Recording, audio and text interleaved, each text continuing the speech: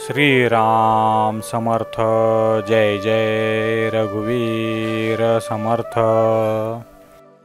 Happy life या चॅनलमध्ये सर्वांचे स्वागत आहे। तुम्हाला श्री समर्थांनी सांगितलेले सद्विचार आवडल्यास लाईक, सबस्क्राईब आणि शेअर जरूर करा। श्रीराम समर्थ। जय जय रघुवीर समर्थ।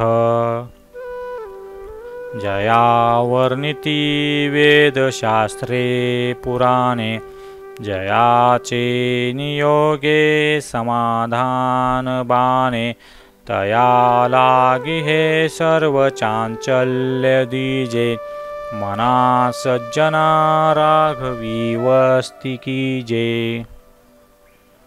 वेद शास्त्रे पुराणे हे सारे अध्यात्म वाङ्मय अनंत भगवंताचेच वर्णन करतात। त्या भगवंताशी संबंध होऊन त्याच्या जवळ गेले की माणसाला समाधानाचा अनुभव येतो। हे मना, अशा त्या भगवंताला आपला सारा चंचलपणा अर्पण करून टाक। तू त्याच्यापाशीच कायमचा निवास कर। प्रत्येक माणूस समाधानाचा शोध करतो। संबंध जीवनभर त्याची खटपट चालू असते, पण अखेर ऋषीमुनी, स्वानुभवी तत्वज्ञानी आणि संत व भक्त यांना ते भगवंतापाशी सापडते। ऋषीमुनींनी वेदांमध्ये भगवंताचे वर्णन करून ठेवले। तत्वज्ञ पुरुषांनी शास्त्रामध्ये त्याचेच विवेचन केले आणि कथाकारांनी पुराणांमध्ये त्याचेच गुणगान गायले। भगवंत स्वतः आनंदमय असल्याने त्याच्यापाशी दुःखाचा मागमूस नसतो। भगवंत आपल्या अंतर्यामी असून आपण त्यास विन्मुख झाल्याने आपला त्याच्याशी वियोग आला।